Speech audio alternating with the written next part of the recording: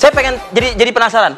Pak Pur tuh pakai totot wuk-wuk nggak sih sebetulnya kalau kemana-mana? Kenapa gitu? emang? Hah? Kenapa emang? Loh kalau misalnya pakai totot wuk kan cepet dong Iya, pergerakan iya, iya. kan. Nggak sampai harus bikin push up kayak gini. Betul, kan? betul. Mungkin kalau sekali lagi beneran disuruh push up sama Pak Presiden.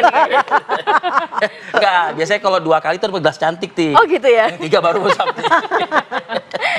Ya, kita masih menarik sekali membahas mengenai gebrakan-gebrakan dari Menkyu yang baru Ya. setelah lapor Pak Purbaya. Bukan lapor Pak ya, Ya. lapor Pak Purbaya. Nanti didatengin orang nanti. Tapi tadi Pak Ketum juga sudah menyampaikan banyak seperti yang dulunya yang dikejar hanya wajib pajak, tapi sekarang semuanya, bahkan yang di bawah meja begitu ya Pak ibaratnya ya, di bawah meja yang selama ini nggak kena pajak akhirnya juga akan terseret begitu. Banyak nama yang sudah dikantongi oleh Pak Menteri ternyata, mafia-mafia yang selama ini mungkin juga mengganggu pemasukan negara di sektor rokok, baja, kemudian apa lagi Via? Macam-macam ya kan? Tekstil. Kayak ada pajak juga. Nah, Tekstil. dari dunia usaha, ini positif banget nggak sih melihatnya? Sangat positif. Nah, ini kan sebenarnya gebrakan yang sangat luar biasa. Artinya penerimaan negara yang selama ini bocor, Pak Purbaya dalam hal ini menindaklanjuti itu langsung menindak tegas. Berarti ada potensi penerimaan negara tambahan kan akibat kebocoran Iya. dari apa yang dilaksanakan tersebut. Nah, di sisi lain kami dunia usaha selalu menyuarakan kepada pemerintah dalam hal ini Kementerian Keuangan terkait insentif. Direspon baik, cuman Pak Purbaya Menteri Keuangan bilang coba kami hitung-hitung dulu. Insentif untuk dipelajari dunia dulu. usaha. Insentif pajak fiskal untuk dunia usaha. Pak Purbaya nggak merespon ke Ibu Sri Mulyani langsung menetapkan merubah undang-undang buat PPN kan begitu kan Bu? Jadi Pak Purbaya Nggak ada hitung penjajakan dulu publik Ya. dulu loh. Harusnya Ya, kan ya. dunia usaha ditanya dulu. Ya. Kira-kira kalau kita naikin pajak, Belak-belakan aja sektor langsung. lu mati apa enggak kan Ya. gitu. Kalau misalkan dinaikin pajak terus usaha kita nggak bisa berkembang ya sama aja pendapatannya dari mana. Kan begitu. Ya. Sekarang Masalahnya kan bukan situ kan. harus Jadi lebih dua disesuaikan. arah dia. Jadi lebih 2 arah. Harusnya sebelum melaksanakan kebijakan menaikkan Ngobrol dulu pajak, sama dunia ngobrol usaha. dulu sama dunia Ya. usaha. Kita kasih masukan, Pak. Kalau seandainya dikasih insentif, pajaknya diturunin, tapi pendapatan kita lebih besar, kan secara kumulatif akhirnya pendapatan negara lebih besar. Ya. Kan itu yang selama ini Pak Purbaya terbuka terhadap itu. Makanya ini angin segar bagi dunia Dunia usaha, usaha. karena aspirasi kita selalu didengarkan. Nah, terkait dengan yang tadi saya sampaikan dengan laporan SPT yang mungkin ada kekurangan pelaporan. Dalam Kementerian Keuangan yang sebelumnya kita langsung dikasih surat coklat untuk pembenaran. 2 surat coklat Langsung aja bekerjasama tawarin dengan gitu. KPK dan polisi. Jadi langsung ada ancaman. Jadi nggak ada hukuman. peringatan sebelumnya, nggak ada teguran Padahal- sebelumnya ya? Iya, SP1, SP2 ya? harusnya Bu, tapi Prof, cuman kan padahal harusnya ini dilakukan dengan mengajak aparat penegak hukum pada pengemplang pajak, Ya. bukan kepada wajib pajak yang memang laporannya harus diperbaiki kan seperti itu. Ya. Kami ini wajib pajak yang memang selama ini taat pajak melapor loh bahwa di sana sini ada kekurangan, kan kita bisa ngobrol, kita Ya. bisa akui bahwa itu memang ada kekurangan dan bisa kita cicil kan misalkan atau apa, yang penting usaha kita bisa jalan.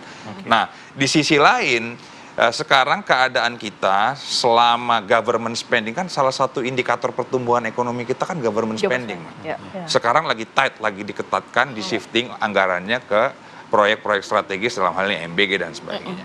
Nah, untuk dari sisi itu Pak Purbaya juga memberikan angin segar bagi dunia usaha gitu. Kenapa? Karena beliau mau mengintervensi MBG. BGN serapan 350 itu ada nggak? Kalau nggak uangnya saya ambil kembali. Iya nggak salah dong. Saya kasih ke sektor real yang bisa Yang menggerakkan butuh, ekonomi. membutuhkan, sektor yang membutuhkan, Artinya ya. perekonomian di daerah Jalan. ataupun di bawah ini berputar. Uang beredar di masyarakat. Kan itu yang paling penting Iya. tujuannya. Supaya ada daya beli. Kalau tidak ada daya beli, kan Pak Purbaya sampaikan yang simple lah. Ini dunia usaha paling senang, pengusaha paling senang simpelnya begini. Zaman Pak Jokowi, infrastruktur dibangun, pertumbuhan 5%. Ya. Ya. zaman Pak ya kan cuma Pak Purbaya yang berani ngomong begitu kan. Zaman Pak SBY nggak ngapa-ngapain, duduk aja, tapi sektor real, private sektor bergerak, tumbuh 6%. Jadi kenapa nggak kita combine aja dua ini? Gitu. Jadi kita combine. Itu positif menurut Anda ya? Iya benar. Jadi kalau kita combine berarti kayak ke depan untuk 6-7% gampang, 8% saya rasa bisa. Bisa lah gitu ya. Nah, Prof, itu kan gampang simpel aja. Itu banyak sekali ucapan Pak Purbaya yang simpel, tapi tadi ada catatan tuh dari Ketum HIPMI bahwa ya coba ngobrol dulu kan seperti itu. Keberanian seorang Menteri Keuangan Purbaya ini, apakah tidak juga dikhawatirkan akan juga menjadi bumerang buat dia, terutama kalau orang-orang di negeri ini, orang-orang kuat di negeri ini merasa terusik, terganggu, ya kan? Kalau Akbar Himawan Bukhari sih mengatakan tadi kita terbantukan kok, gitu kan? Tapi yang tapi ada di sisi lainnya kan? Begitu ya? Bisikin ke Pak Presiden nanti, ujung-ujungnya nggak bisa ngapa-ngapain juga. Iya, sepanjang ini ya kita lihat kalau sudah positif begini dari dunia usaha, di kalangan usaha, pasti Pak Presiden juga mendengar nih dari kalangan usaha. Saya kira tipologi kepemimpinan Prabowo kan memang sekarang sudah mencoba mengakomodasi berbagai pikiran yang politik mungkin antara yang lama sama yang sekarang. Jadi politik adaptif, akomodatif gitu kan. Nah, fleksibilitas yang dibangun oleh seorang Menteri Purbaya ini juga saya kira tidak lepas dari pengaruh Pak Prabowo. Nggak mungkin dia berani kan kalau Pak Prabowo udah udah tahu kayak gini. Oh, lu jangan begitu gitu dong. Pasti dia nggak meneruskan. Tapi kan lampu hijaunya pasti diberikan loh, Vi. Nah, dinamika ini membuat dia leluasa, lepas itu perilaku politiknya, komunikasi politiknya meskipun begitu harus lepas. dihadap-hadapkan dengan kepala daerah. Nggak masalah gitu. Kita tahu lah. Di dunia birokrasi yang selama ini dianggap orang sudah berkarat ya, ada permainan-permainan proyek.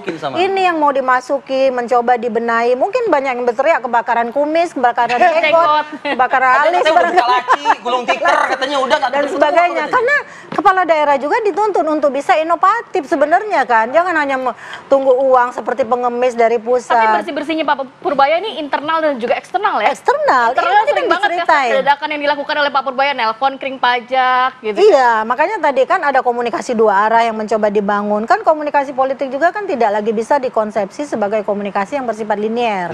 Sudah sangat interaksional, konvergen, transaksional bahkan gitu kan. Nah, kalau dia memikirkan yang lebih transaksional, maka dia juga akan masuk dalam kubangan transaksional. Saya kira dia mempertaruhkan identitas dan kredibilitas dia, dan itu tidak mau. Saya kira ini otentik ya yang dia coba lakukan. Mudah-mudahan ini disambut baik bukan hanya kalangan pengusaha. Ditunggu rakyat gitu. Kenapa saya tanyakan ke Prof? Karena kan beredar juga di media sosial ya kan. Bang Akbar juga ngelihat ketika seorang Purbaya ditinggal sendiri di rapat kabinet. Seakan-akan kok nggak diajak ngobrol. Katanya nggak tegur-teguran sama yang lain. Yang penting nggak ditinggal presiden kan. Itu kata kuncinya kan. Gua kan cuma laporan kepada presiden kata dia, bukan kepada Anda. Saya kehilangan teman nggak apa-apa lah. Tapi kan yang mendukung dia 270 juta rakyat gitu loh. Oke. Semoga sini bukan hanya gimmick semata. Bukan omong-omong saja. Bukan hanya omong-omong saja. Jangan trauma dengan yang gimmick-gimmick ya. Realita konkret ya. Terima kasih Prof Lely. Sama-sama Rifki. Bang Akbar Himawan. Terima kasih. Sehat selalu. Assalamualaikum.